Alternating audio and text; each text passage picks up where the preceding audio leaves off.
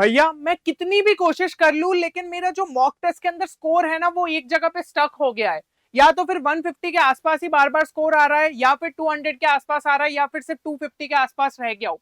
यहाँ पे मैं जो अपना स्कोर एक डिजायर कर रहा था कि मुझे बिट्स पिलानी के अंदर सीट मिल जाए, उस स्कोर के मैं कहीं आसपास भी नहीं दिख रहा हूं।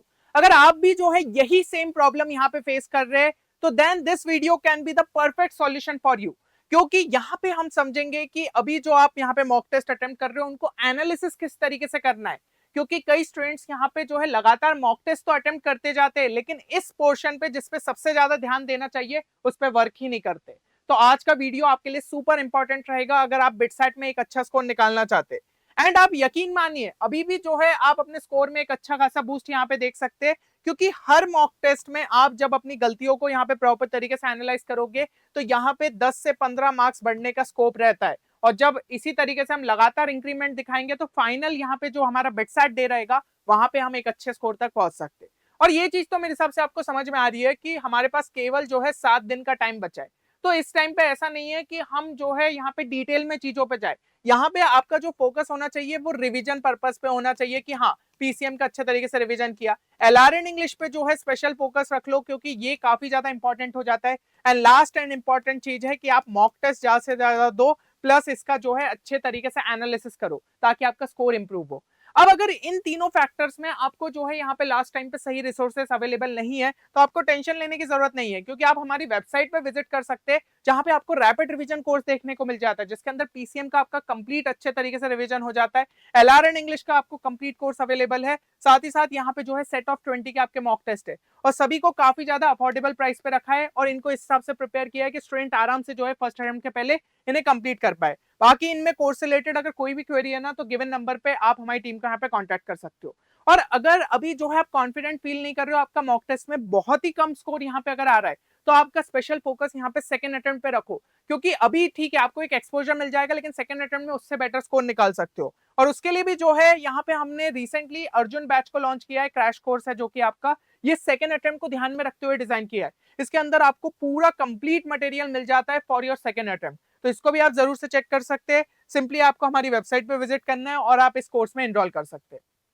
अब अगर हम जो है एनालिसिस वाले पार्ट पे आए तो सबसे पहले तो हमें ये समझना पड़ेगा कि हमारा जो स्ट्रक्चर है वो किस तरीके से रहेगा जब हम यहाँ पे पेपर को अटेम्प्ट कर चुके होंगे।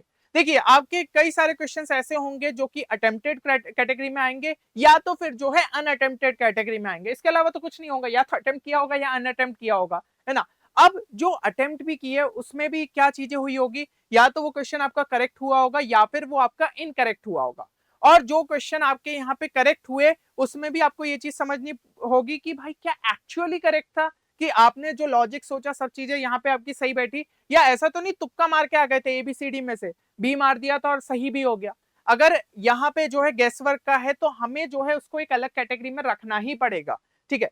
तो अब यहाँ पे हमारा फोकस क्या होना चाहिए, देखिए जो आपके यहाँ पे करेक्ट थे, एक्चुअली करेक्ट थे, उन पे हमें इतना ज्यादा फोकस करने की जरूरत नहीं क्योंकि यहाँ पे हमारे कॉन्सेप्ट्स एकदम सही बैठे। लेकिन जो अनअटेम्प्टेड, इनकरेक्ट और गेस वर्क है वो हमारे यहाँ पे स्पेशल फोकस में रहेंगे। अब सबसे पहले अगर हम बात करें कि questions which were actually correct, तो उसमें हमें कुछ यहाँ पे एफर्ट्स डालने। तो देखो आपको इससे ये चीज समझ में आ रही है कि वो चैप्टर्स के आपके कॉन्सेप्ट्स अच्छे तरीके से थे तभी जाके वो क्वेश्चन को आप सॉल्व कर पाए। एक बार जरूर से सॉल्यूशन देख लेना कि हो सकता है कुछ ऑल्टरनेटिव अप्रोच यहाँ पे आपको देखने को मिल जाए सॉल्यूशन में, तो वो आप एक बार चेक कर सकते हो। और थोड़ा सा उस पर एक बार सोच लेना कि एग्जाम टाइम में क्या मैंने जो है बहुत ज्यादा उस पर टाइम इन्वेस्ट किया था, क्या कुछ और क्विकर अप्रोच हो सकता था जो मेरी स्टेप्स थी। क्योंकि एग्जाम टाइम में हम थोड़ा सा पैनिक वाली सिचुएशन में आ जाते तो उतना सोच नहीं पाते, बाद में एनालिसिस के टाइम पे अगर उसे सोचेंगे और मेन एग्जाम में उस टाइप का क्वेश्चन रिपीट होता है तो हम अपना टाइम सेव कर सकते। तो इस चीज पे आप थोड़ा सा फोकस करिए।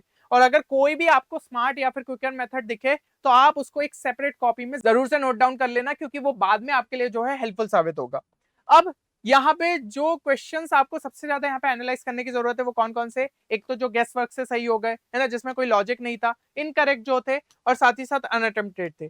इनको आपको प्रॉपर तरीके से एनालाइज करना है। अब इनको एनालाइज करने के लिए भी जो है कुछ चीजों का यहाँ पे ध्यान रखना है। सबसे पहले अनअटेम्प्टेड क्वेश्चंस की अगर मैं बात करूं तो इनको एक बार और अटेम्प्ट करो, क्योंकि देखो हो सकता है एग्जाम टाइम में कभी कभी पैनिक भरी सिचुएशन में वो छूट जाते हैं क्वेश्चन, लेकिन बाद में जब हमारे पास कोई टाइम कंस्ट्रेंट नहीं रहता तो वो क्वेश्चंस कभी कभी बन जाते हैं। तो इसमें से अगर वो क्वेश्चंस आपसे जो है यहाँ पे बन गए अगर आपने जो भी क्वेश्चन उस टाइम पे अनअटेम्प्टेड थे लेकिन अभी बन गए, तो इसका मतलब आपको स्पीड ही इंप्रूव करने की जरूरत थी, स्पीड के कारण आप धोखा खा गए हो, है ना। ये क्लियर फैक्टर हमें समझ में आ रहा है। दूसरा, अगर आप अभी भी नहीं सॉल्व कर पाए थे तो इसका मतलब वो कॉन्सेप्ट आपका वीक था, आपको सॉल्यूशन उसका देखना है और उसको नोट डाउन कर लेना है, वो कॉन्सेप्ट या फिर फॉर्मूला को सेपरेट कॉपी में। वो जो एक कॉपी में बोल रहा हूँ ना, मेंटेन करते हो, चलो जैसे पिछले जो करेक्ट हुए तो उसमें कोई क्विकर अप्रोच मिल गया, तो सेम कॉपी में ये चीजों को मेंटेन करना, बस एक हेडलाइन डाल लेना कि हाँ मॉक टेस्ट 1 था ये, ठीक है। इस तरीके से आपने कर लिया। अब यहाँ पे नेक्स्ट कैटेगरी पे चलते हैं, इनकरेक्ट क्वेश्चन। इनकरेक्ट क्वेश्चन में भी जो है फिर से एक बार यहाँ पे अटेम्प्ट करो, ठीक है। अगर आपने जो है इस बार करेक्ट आंसर निकाल लिया तो सीधी सी बात थी कि आपने उस टाइम पे कोई सिली मिस्टेक कर दी, है ना, क्योंकि उस टाइम पे भी आंसर तो आप उसको करने की कोशिश करी बट गलत ऑप्शन जो है टिक कर दिया, अभी सही ऑप्शन टिक कर दिया, मतलब कुछ गलती हुई थी। दूसरी चीज, अगर अभी भी जो है आंसर यहाँ पे नहीं निकाल पाए, फिर से इसका कॉन्सेप्ट या फिर फॉर्मूला जो है सेपरेट कॉपी में आपको लिखते जाना है। समझ गए ये चीज को। अब जो है नेक्स्ट चलते हैं, लास्ट वाला आपका गेस वर्क वाले क्वेश्चन। देखिए, अगर हम इसकी बात करें तो आपको जो है वो सारे क्वेश्चन यहाँ पे चेक करने कि जो यहाँ पे करेक्ट हो गए थे, ठीक है। तो क्योंकि देखो, अगर भाई इनकरेक्ट थे तो वो तो वैसे भी इनकरेक्ट वाली कैटेगरी में जा चुके थे, है ना, लेकिन जो करेक्ट हुए उन्हीं पे हमें ध्यान देना है कि इसमें लॉजिक वाला क्या है, लॉजिक कुछ गड़बड़ हो गया क्या, ठीक है। आपने मतलब ऐसे एबीसीडी में से कुछ भी रैंडम मारा था और वो सही हो गया, कोई लॉजिक नहीं था उसके पीछे, तो ऐसे टाइप के वो गेस वर्क में चले जाएंगे। अगर आपका मान लो अप्रोच यहाँ पे मैच कर गया कि आपने कुछ स्मार्ट तुक्का मारा था, यहाँ पे आपने सोचा था 2 ऑप्शंस को मैंने एलिमिनेट किया, तीसरे का इस तरीके से यहाँ पे चांसेस थी और इस तरीके से मैं निकाल सकता था, या फिर कुछ फिगर बना के, या फिर जो है सब्स्टिट्यूशन मेथड, ऐसे कुछ स्मार्ट मेथड से सही किया था तो बिल्कुल सही है, कोई दिक्कत नहीं। आप डिटेल सॉल्यूशन के थ्रू सॉल्यूशन भी अच्छे से समझ लो, पर यहाँ पे फिर कोई दिक्कत नहीं है, इन क्वेश्चंस पे आपको उतना ज्यादा डरने की जरूरत नहीं है। लेकिन अगर आपका अप्रोच ही यहाँ पे मैच नहीं कर रहा है, एकदम ही रैंडम तुक्का था, तो उसका फिर से सॉल्यूशन देखो और उसको एक सेपरेट कॉपी में लिख लो। समझ गए, इस तरीके से अपने सारी चीजें कर ली। अब यहाँ पे जो है 3 इस तरीके से आपको सेक्शन बनाने, और अनअटेम्प्टेड और इनकरेक्ट में और 2 सेक्शन यहाँ पे बनाने। सबसे पहले यहाँ पे सॉल्व, अनसॉल्व, फिर सॉल्व, फिर अनसॉल्व, और फिर यहाँ पे अनसॉल्व लिखना है किसमें, गेस वर्क के अंडर में। देखो, अनअटेम्प्टेड में अगर आपके यहाँ पे हो गए एक बार में जो है, फिर सॉल्व हो गए, तो इससे आप जो है उधर पे वो उतने नंबर लिख दोगे कि हाँ इतना नंबर था। फिर जो अनसॉल्व अभी भी एक अटेम्प्ट के बाद रह गए वो नंबर लिख दिया। इनकरेक्ट में सॉल्व वाले का नंबर लिख दिया, इनकरेक्ट में अभी भी जो अनसॉल्व रह गए उसके नंबर लिख दिए। फिर गैस वर्क में अगर मैं बात करूं तो गैस वर्क में अनसॉल्व वाले ही आएंगे, क्योंकि जो अगर सॉल्व होके मतलब वो सही चले गए थे तो उस पर तो हम वैसे भी फोकस करने की जरूरत नहीं है, क्योंकि वो सही था लॉजिक, है ना। तो बस इन्हीं पे जो है अपन को यहाँ पे फोकस करने की जरूरत है। अब यहाँ पे चलते हैं कि if number of question solved is higher, solved मतलब कि कौन कौन से यहाँ पे जो जो आपके सॉल्व वाले सेक्शन है उनको ऐड करना है, अनअटेम्प्टेड के सॉल्व वाले और इनकरेक्ट के सॉल्व वाले, जो कि अपन ने फर्स्ट अटेम्प्ट के बाद सही करे।